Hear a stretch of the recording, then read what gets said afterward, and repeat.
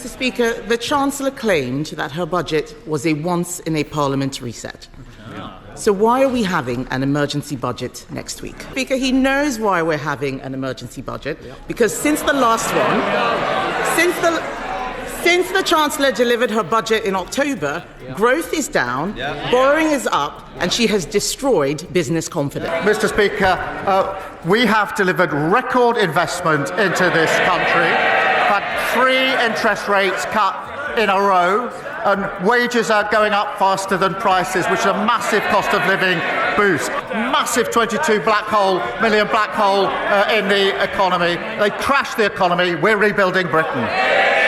The £22 billion black hole doesn't exist. These words from a Labour backbencher have sent shockwaves through Westminster as Starmer's own party begins questioning the financial narrative used to justify the most controversial budget in decades.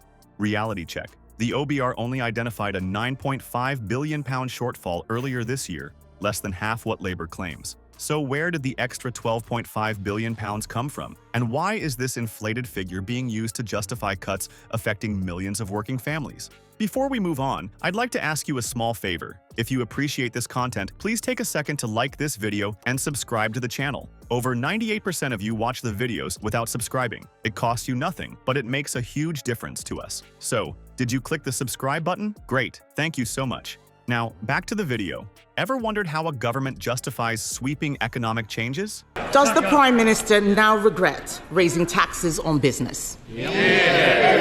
Prime Minister. Mr. Speaker, the OBR will present their numbers. There'll be a spring statement next week. Speaker, the only black hole is the one that he is digging. He's shown absolutely no regret, but everybody knows the Chancellor has made a mistake. That is why they're having an emergency budget. She still hasn't.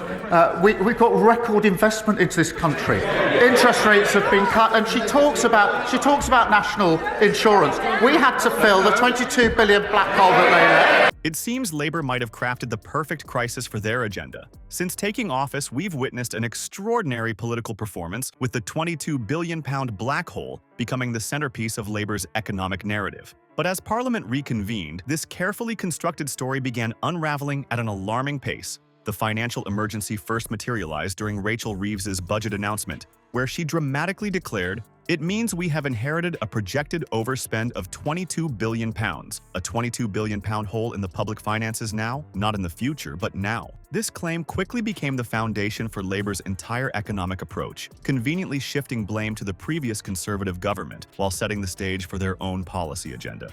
What's particularly striking is how quickly this figure transformed from a new discovery into an unquestionable fact. Later today, Conservatives will vote to exempt hospices, pharmacies, and care providers from her national insurance rise. Will he, at the very least, support exempting these vulnerable services from his jobs tax? But I understand the Leader of the Opposition is straight talking, so perhaps she can help us with this. Is she going to reverse the next increase?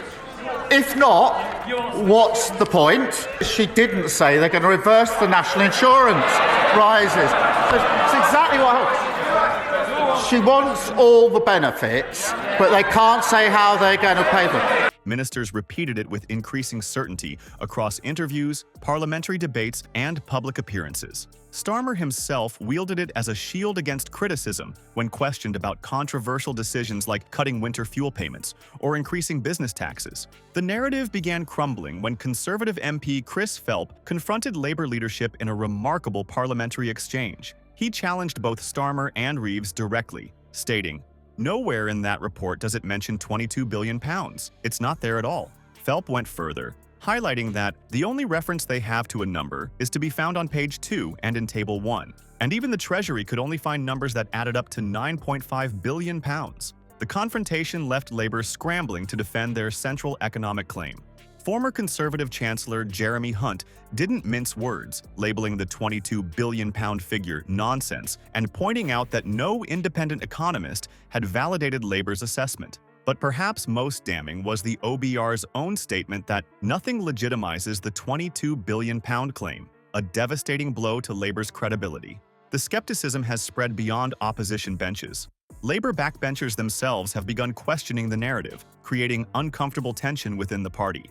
These MPs, initially supportive of their leadership's economic assessment, now find themselves wondering if they've been misled about the severity of Britain's financial situation. The uncomfortable tension within Labour's ranks is just the beginning. While MPs wrestle with their consciences, ordinary Britons are already feeling the financial squeeze from policies justified by this questionable crisis. When a government manufactures a financial emergency that even the OBR cannot verify, real people pay the price, not the politicians who crafted the narrative. The human cost of this financial fiction is mounting daily. Vulnerable pensioners have lost winter fuel payments as direct fallout from this manufactured emergency. Businesses face sudden tax hikes that weren't necessary according to the OBR's actual assessment, which reported a potential shortfall of only £9.5 billion, less than half the figure Labour has wielded like a hammer. Even this lower number was characterized by the OBR as a worst-case scenario based on incomplete information, with the budget watchdog explicitly stating it couldn't judge how much might actually materialize. Perhaps most damning is the economic contradiction at the heart of Labour's narrative. For all their rhetoric about financial responsibility, government borrowing costs under Rachel Reeves have surged to their highest levels in nearly 3 decades,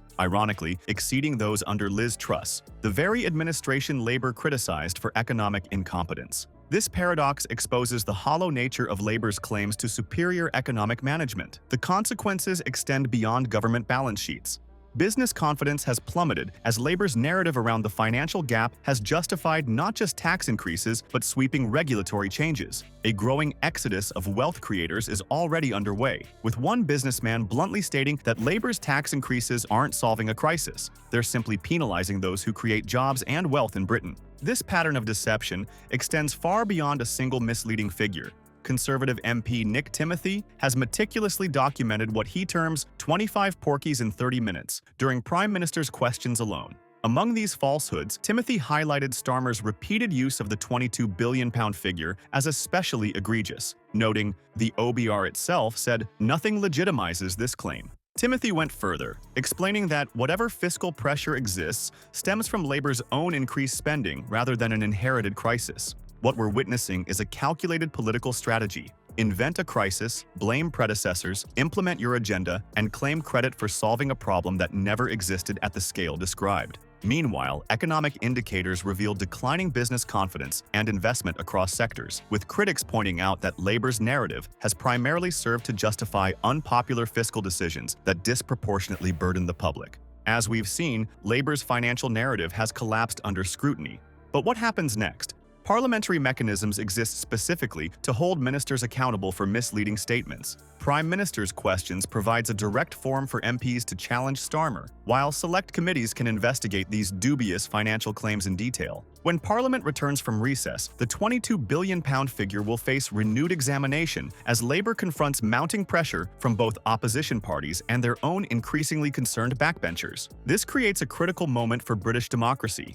Will our parliamentary system enforce accountability, or will we accept manufactured crises as legitimate tools of governance? The answer will define not just the financial credibility of the current government, but set the precedent for political honesty in Britain for years to come. When financial emergencies can be conjured from thin air to justify predetermined policies, the fundamental relationship between voters, truth, and power is at stake.